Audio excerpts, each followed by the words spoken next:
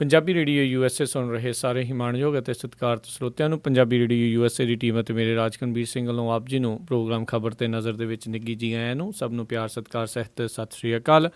Programme ਖਬਰ ਤੇ ਨਜ਼ਰ ਦੇ ਵਿੱਚ ਜਿਹੜੀ ਅੱਜ ਦਿਨ ਅਸੀਂ ਤੁਹਾਡੀ ਗੱਲਬਾਤ ਕਰਵਾਉਂਦੇ ਹਾਂ ਬਲਤੇਜ ਪੰਨੂ ਜੀ ਦੇ ਨਾਲ। ਸਾਡੇ ਨਾਲ ਪਟਿਆਲਾ ਸਟੂਡੀਓਜ਼ ਤੋਂ ਜੁੜ ਬੈਠੇ ਨੇ ਬਲਤੇਜ ਪੰਨੂ ਜੀ। ਨਿੱਘੀ ਜੀ ਆਇਆਂ ਨੂੰ, ਸਤਿ ਸ਼੍ਰੀ ਅਕਾਲ। ਸਤਿ ਸ਼੍ਰੀ ਅਕਾਲ ਜੀ, ਧੰਨਵਾਦ ਜੀ, ਬਹੁਤ ਮਿਹਰਬਾਨੀ।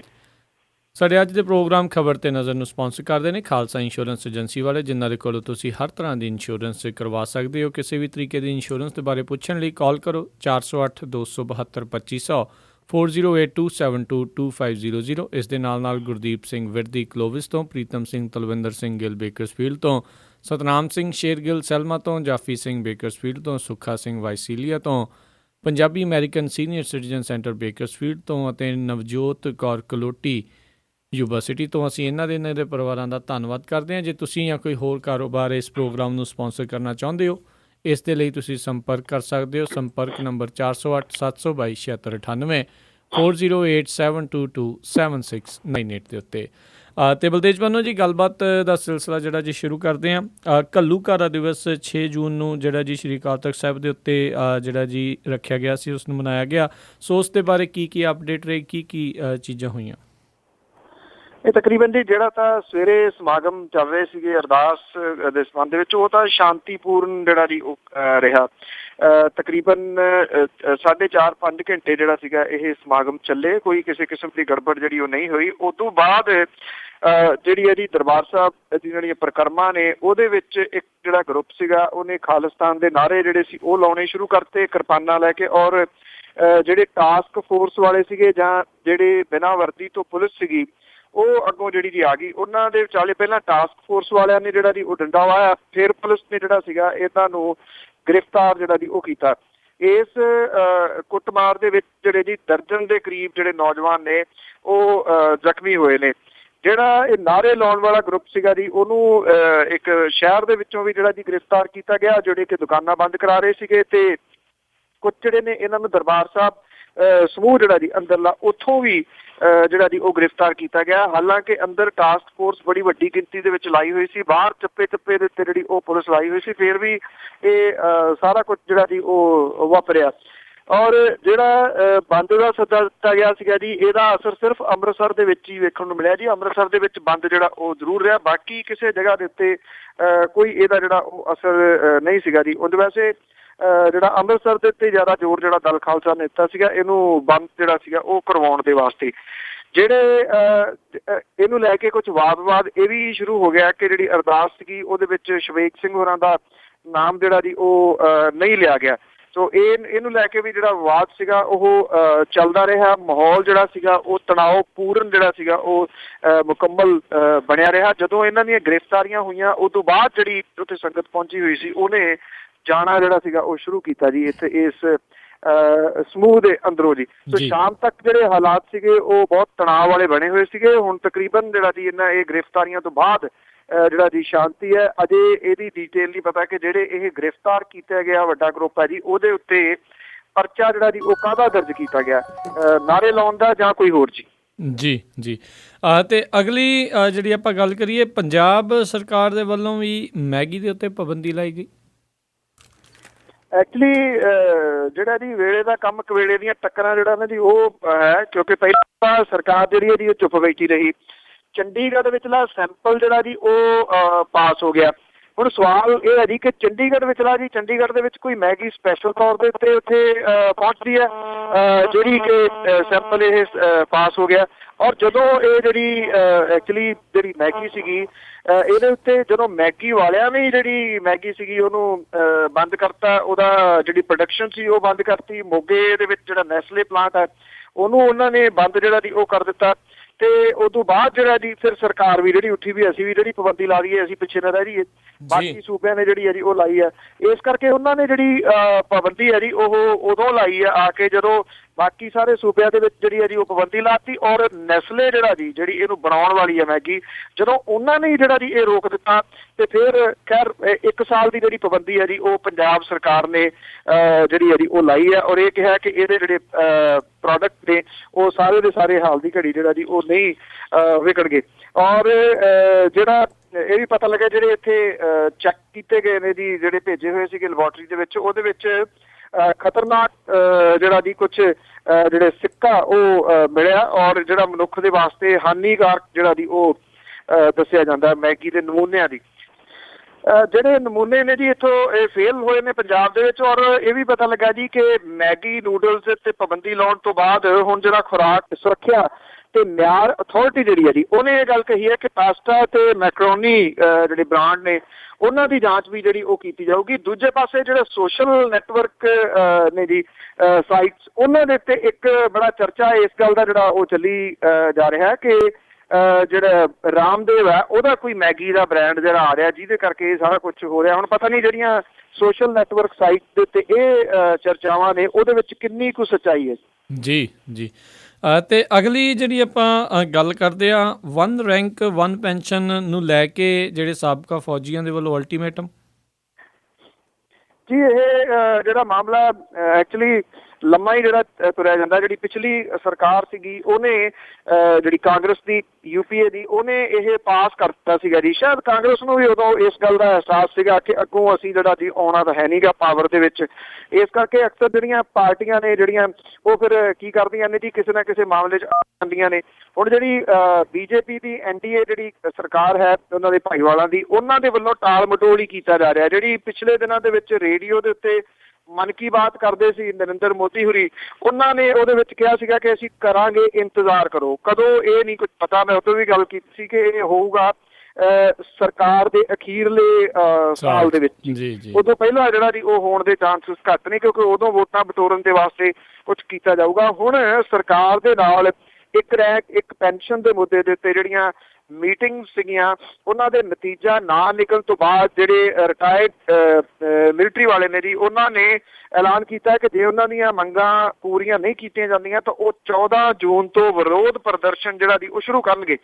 ਜਿਹੜੇ ਸਾਬਕਾ ਫੌਜੀ ਨੇ ਉਹ 14 ਜੂਨ ਨੂੰ ਜੰਤਰ ਮੰਤਰ ਦੇ ਉੱਤੇ ਵਿਰੋਧ ਪ੍ਰਦਰਸ਼ਨ ਕਰਨਗੇ।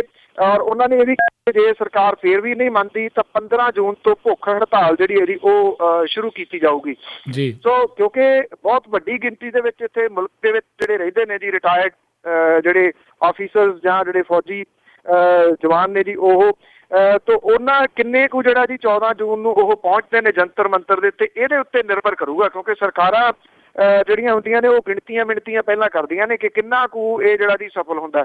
ਉਸ ਤੋਂ ਪਹਿਲਾਂ ਕੋਈ ਵੱਡਾ ਐਲਾਨ ਜਿਹੜਾ ਸਰਕਾਰ ਦੇ ਵੱਲੋਂ ਆ ਜਾਊਗਾ, ਇਹਦੀ ਉਮੀਦ ਬਹੁਤ ਥੋੜੀ ਹੈ ਜੀ। ਜੀ ਜੀ। ਤੇ ਅਗਲੀ ਜਿਹੜੀ ਆਪਾਂ ਗੱਲ ਕਰਦੇ ਹਾਂ, ਮੈਡੀਕਲ ਕੌਂਸਲ ਨੇ ਡਾਕਟਰਾਂ ਦੇ ਕੰਨ ਖਿੱਚੇ। ਜੀ ਇਹ ਜਿਹੜੀ ਮੈਡੀਕਲ ਕੌਂਸਲ ਆਫ ਇੰਡੀਆ, ਉਹਨੇ ਡਾਇਗਨੋਸ ਜਿਹੜੇ ਸੈਂਟਰ ਨੇ ਉਹਨਾਂ ਦੇ ਵੱਲੋਂ ਮਰੀਜ਼ ਭੇਜਣ ਤੇ ਗੈਰ ਜ਼ਰੂਰੀ ਟੈਸਟ ਲਿਖਣ ਲਈ ਡਾਕਟਰਾਂ ਨੂੰ ਜਿਹੜਾ ਜੀ ਉਹ ਪ੍ਰੈਕਟਿਸ ਦੇ ਲਈ ਕਮਿਸ਼ਨ ਤੇ ਹੋਰ ਜਿਹੜੇ ਉਹਨਾਂ ਨੂੰ ਮਿਲਦਾ ਜੀ, ਉਹਨੂੰ ਰੋਕਣ ਦੇ ਵਾਸਤੇ whip ਜਿਹੜਾ ਉਹ ਜਾਰੀ ਕਰਨ ਦਾ ਫੈਸਲਾ ਲਿਆ ਜੀ। ਮੈਡੀਕਲ ਕੌਂਸਲ ਨੇ ਆਪਣੀ ਜਿਹੜੀ ਉਹਨੇ ਜਾਂਚ ਪੜਤਾਲ ਕੀਤੀ ਆ, ਉਹਦੇ ਵਿੱਚ ਜਿਹੜੀਆਂ ਰਿਪੋਰਟਾਂ ਮਿਲੀਆਂ ਨੇ ਦੱਸਦੀਆਂ ਨੇ ਕਿ ਮੈਡੀਕਲ ਟੈਸਟਾਂ ਦੀ ਕੋਈ ਲੋੜ ਹੀ ਨਹੀਂ ਹੁੰਦੀ, ਜਿਹੜੇ ਇਹ ਡਾਕਟਰ ਜਿਹੜੇ ਉਹ ਲਿਖੀ ਜਾਂਦੇ ਨੇ ਜੀ।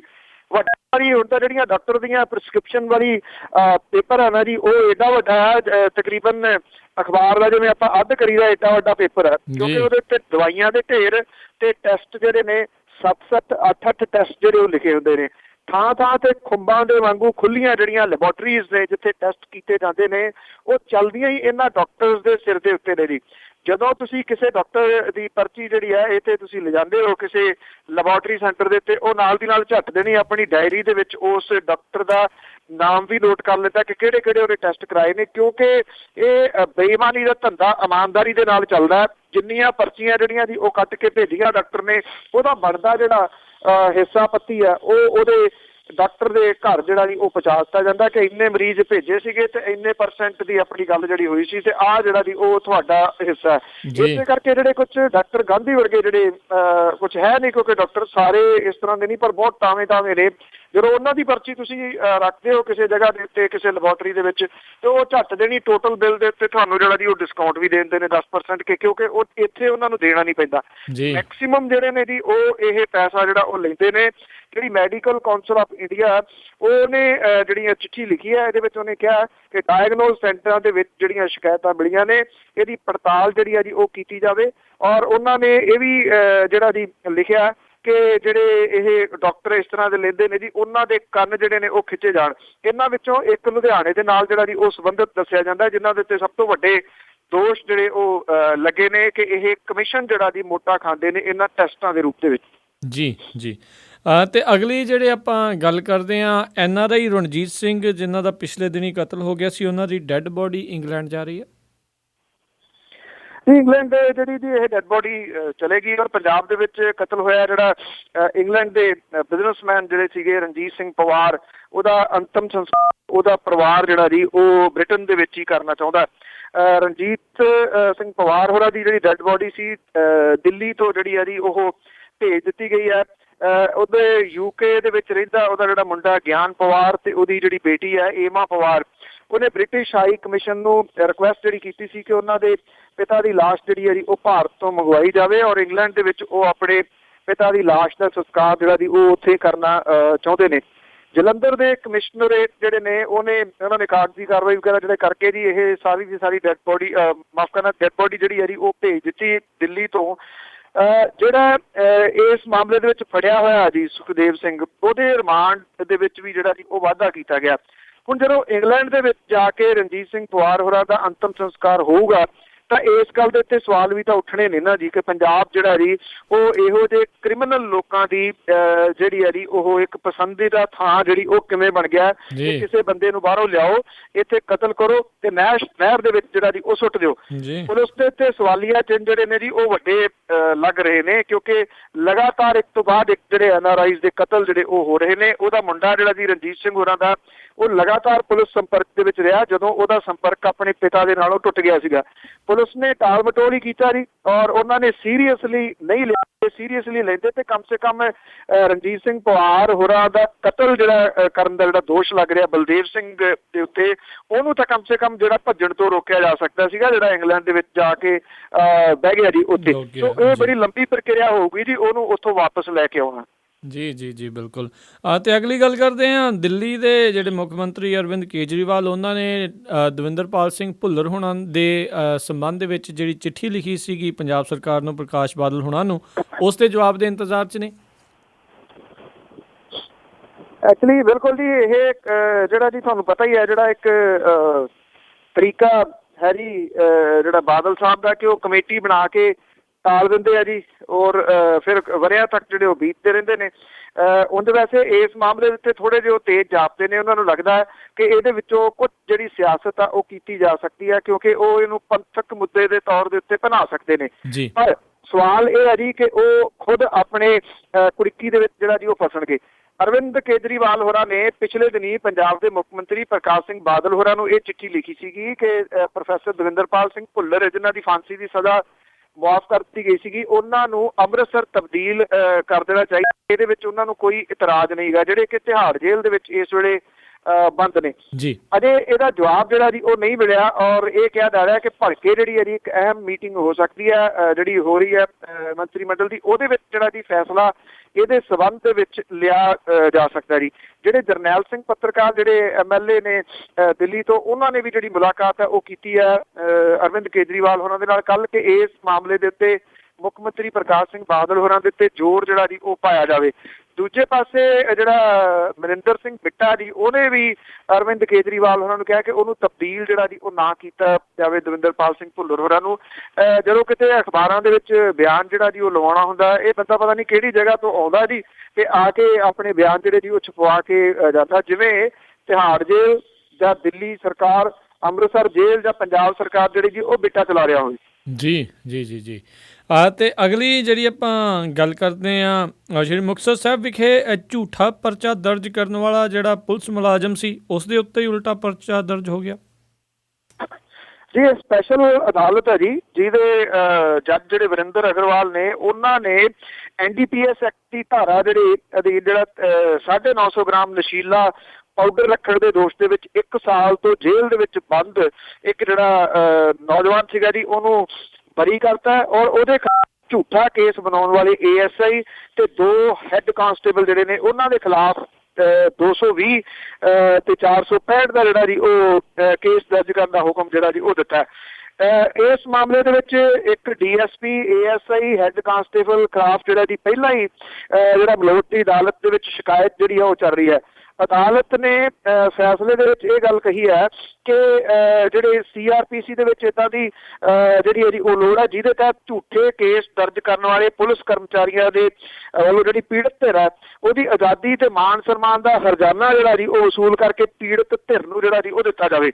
ਮਲੋਟ ਦਾ ਰਹਿਣ ਵਾਲਾ ਤਲਵਿੰਦਰ ਸਿੰਘ ਹੈ ਜੀ ਉਰਫ ਮਿੰਟੂ, ਜਿਹਦੇ ਖਿਲਾਫ 930 ਗ੍ਰਾਮ ਨਸ਼ੀਲਾ ਪਾਊਡਰ ਰੱਖਣ ਦੇ ਦੋਸ਼ ਦੇ ਵਿੱਚ 25 ਜੂਨ 2014 ਨੂੰ ਕੇਸ ਦਰਜ ਕੀਤਾ ਗਿਆ ਸੀਗਾ ਜੀ। ਮਿੰਟੂ ਨੂੰ ਪਿੰਡ ਕਿੱਲਿਆਂਵਾਲੀ ਤੋਂ ਜਿਹੜਾ ਉਹਦੀ ਗੱਡੀ ਸਣੇ ਗ੍ਰਿਫਤਾਰ ਕੀਤਾ ਗਿਆ ਸੀਗਾ।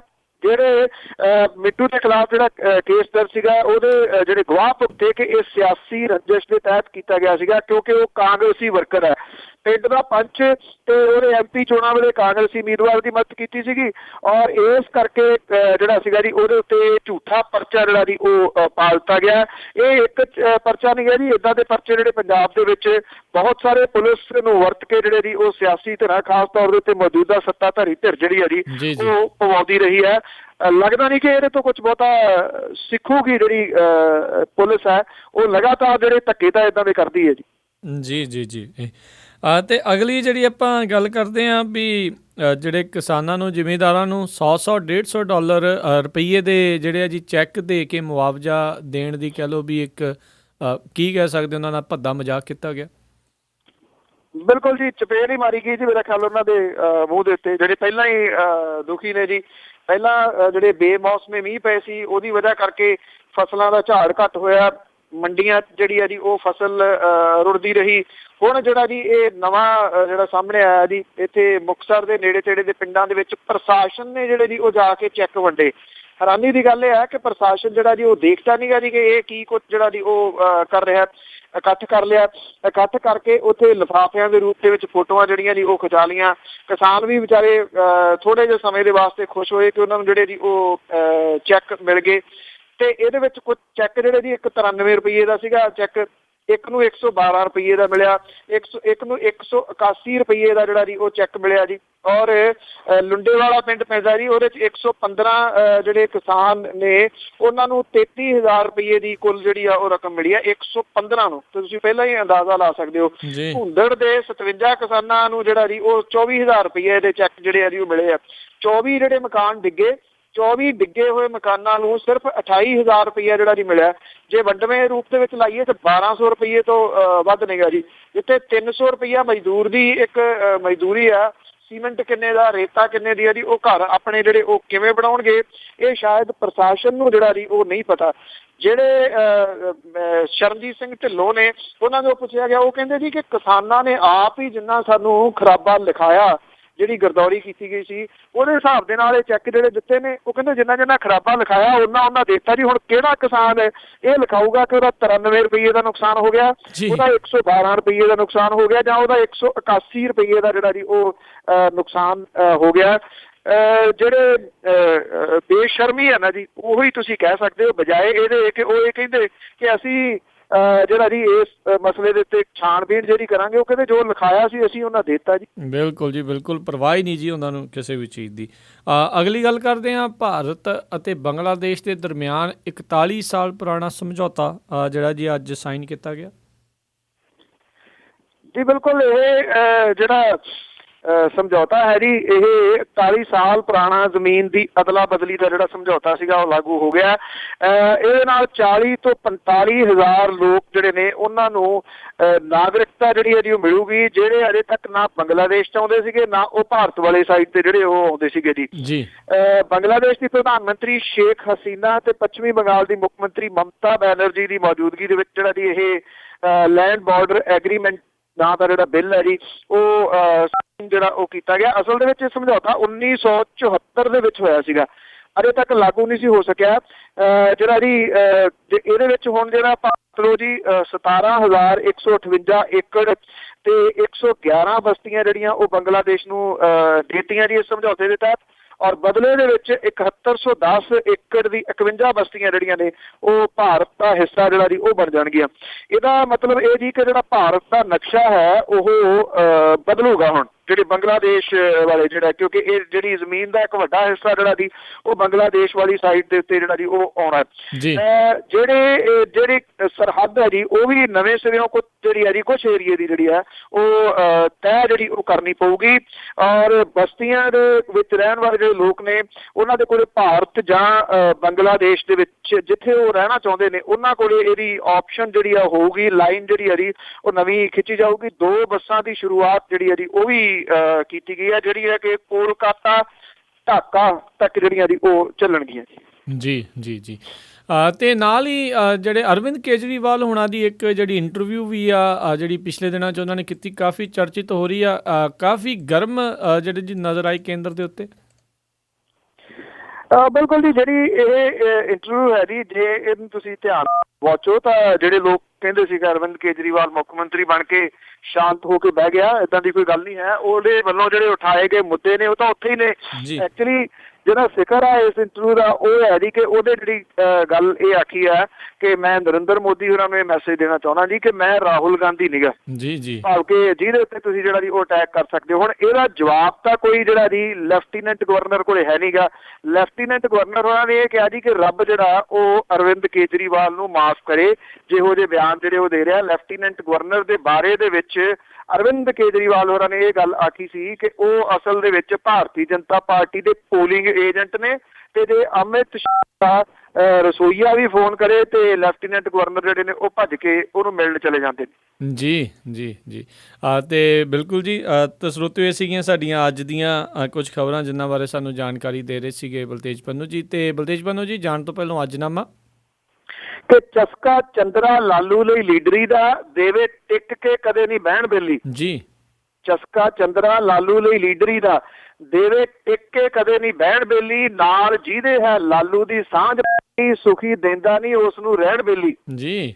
ਬੋਲਣ ਲੱਗਾ ਤਾਂ ਨਹੀਂ ਬ੍ਰੇਕ ਲਾਉਂਦਾ, ਦੇ ਦੂਜੇ ਨੂੰ ਕੱਖ ਨਹੀਂ ਕਹਿਣ ਬੇਲੀ, ਅਗਲੇ ਆਗੂ ਵੀ ਘੱਟ ਨਾ ਰੋਬ ਵਾਲੇ ਜਿਹੜੇ ਚੁੱਪ ਨਾ ਅੱਗਿਓਂ ਰਹਿਣ ਬੇਲੀ। ਅੜੀ ਕਰ ਗਿਆ ਲਾਲੂ ਬਿਹਾਰ ਅੰਦਰ, ਕਹਿੰਦਾ ਟੀਮ ਦਾ ਮੰਨੋ ਕਪਤਾਨ ਲਾਲੂ। ਅੜੀ ਕਰ ਗਿਆ ਲਾਲੂ ਬਿਹਾਰ ਅੰਦਰ, ਕਹਿੰਦਾ ਟੀਮ ਦਾ ਮੰਨੋ ਕਪਤਾਨ ਲਾਲੂ, ਜਨਤਾ ਹਿੰਦ ਦੀ ਜਦੋਂ ਤੱਕ ਖਾਏ ਆਲੂ ਉਦੋਂ ਤੀਕਰ ਹੀ ਰਹਿਣਾ ਪ੍ਰਧਾਨ ਲਾਲੂ। ਜੀ ਜੀ ਜੀ, ਬਹੁਤ ਬਹੁਤ ਤੁਹਾਡਾ ਧੰਨਵਾਦ ਬਲਤੇਜ ਪੰਨੂ ਜੀ, ਤੁਸੀਂ ਸਾਡੇ ਨਾਲ ਜੁੜੇ, ਇਹਨਾਂ ਖਬਰਾਂ ਦੇ ਬਾਰੇ ਸਾਨੂੰ ਇਹ ਜਾਣਕਾਰੀ ਦਿੱਤੀ। ਅਗਲੇ ਬੁਲੇਟਿਨ ਤੱਕ ਲਈ ਤੁਹਾਡਾ ਬਹੁਤ ਬਹੁਤ ਧੰਨਵਾਦ, ਮਿਹਰਬਾਨੀ, ਸਤਿ ਸ੍ਰੀ ਅਕਾਲ। ਥੈਂਕ ਯੂ ਜੀ, ਸਤਿ ਸ਼੍ਰੀ ਅਕਾਲ ਜੀ। ਸੋ ਇਹ ਸੀਗੀਆਂ ਸਾਡੀਆਂ ਅੱਜ ਦੀਆਂ ਖਬਰਾਂ ਪ੍ਰੋਗਰਾਮ ਖਬਰ 'ਤੇ ਨਜ਼ਰ ਦੇ ਵਿੱਚ, ਅਤੇ ਇੱਥੇ ਹੀ ਜਿਹੜਾ ਅੱਜ ਦਾ ਪ੍ਰੋਗਰਾਮ ਹੁਣ ਸਮਾਪਤ ਹੁੰਦਾ ਹੈ। ਹੁਣ ਮੈਨੂੰ ਰਾਜਕਨਵੀਰ ਸਿੰਘ ਨੂੰ ਇਜਾਜ਼ਤ ਦਿਓ। ਮੇਰੇ ਵੱਲੋਂ ਆਪ ਸਭ ਨੂੰ ਬਹੁਤ ਪਿਆਰ ਸਤਿਕਾਰ ਸਹਿਤ ਦੋਨੋਂ ਹੱਥ ਜੋੜ ਕੇ ਨਿੱਕੀ ਜਿਹੀ ਸਤਿ ਸ੍ਰੀ ਅਕਾਲ। ਜਿਉਂਦੇ ਵਾਸਤੇ ਰਹੋ, ਹੱਸਦੇ ਖੇਲਦੇ ਰਹੋ ਅਤੇ ਸੁਣਦੇ ਰਹੋ ਜੀ ਪੰਜਾਬੀ ਰੇਡੀਓ USA।